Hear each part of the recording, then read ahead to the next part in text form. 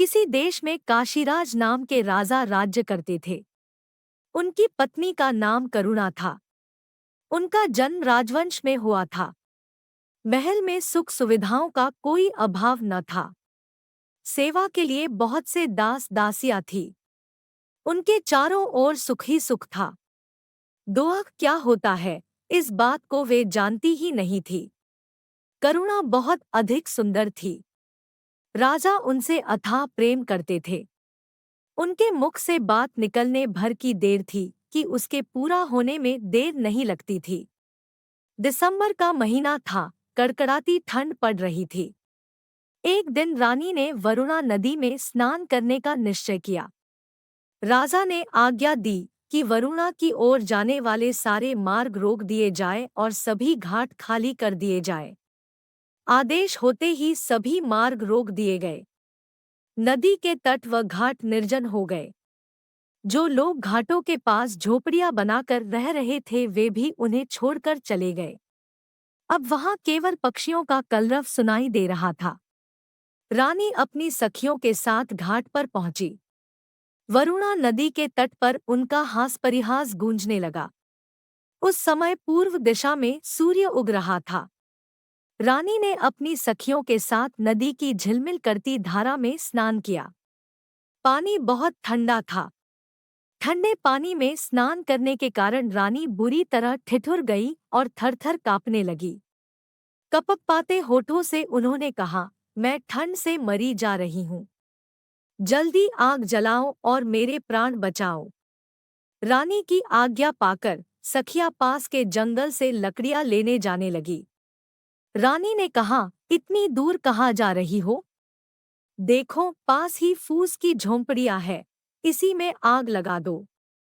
किसी तरह इस ठंड से तो छुटकारा मिले। यह सुनकर एक सखी ने कहा, महारानी ऐसा न करें।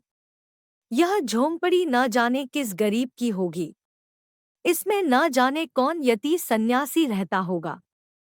झोंपड़ी के जलने से वह निराश्रय हो जाएगा।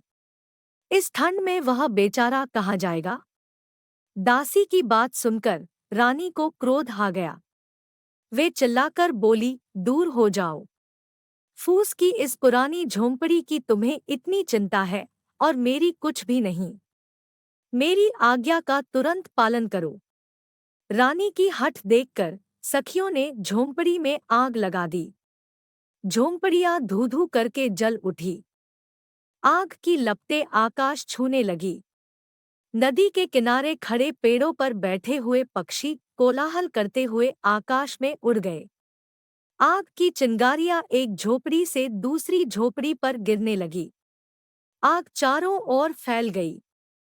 थोड़ी ही देर में घाट की सभी झोंपड़ियां जलकर राख हो गई। ठंड से कांपती रानी को आग की लपटों की गर्मी बहुत अच्छी लगी। आग तापकर रानी अपनी सखियों के साथ हास परिहास करती हुई राजमहल में लौट आई। अगले दिन काशीराज अपनी राजसभा में न्यायासन पर बैठे ही थे कि जिनकी झोंपड़ियां रानी ने जलवा दी थी वे राज दरबार में आ पहुंचे। रोते हुए रुंधे गले से उन्होंने राजा से अपनी दुख भरी कहानी सुनाई।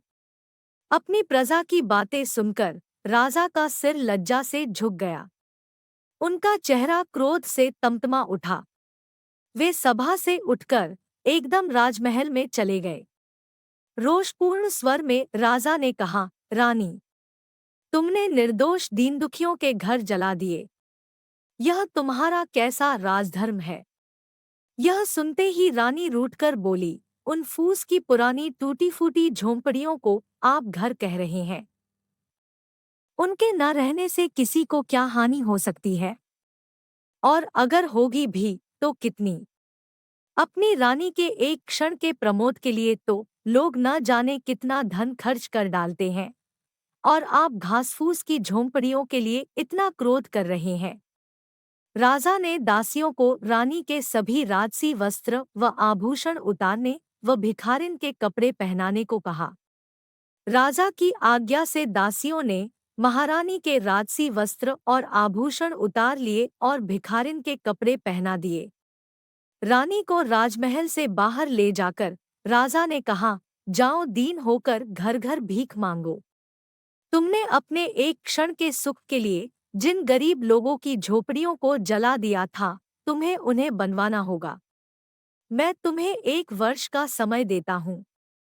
1 वर्ष बाद तुम राज्यसभा में आना और सबको बताना कि दीन की झोंपड़ी का क्या मूल्य है।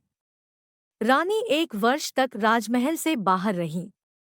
गर्मी, सर्दी और वर्षा सहते हुए उन्होंने कठिन परिश्रम किया। तब जाकर पूरे 1 वर्ष में वे झोपड़ियां बनकर तैयार हुई। अब रानी को झोंपड़ी का वास्तविक मूल्य समझ में आ गया था। राजा उन्हें आदरपूर्वक महल में ले आए। धन्यवाद दोस्तों। आपको ये कहानी कैसी लगी नीचे कमेंट करके और लाइक करें और सब्सक्राइब करें।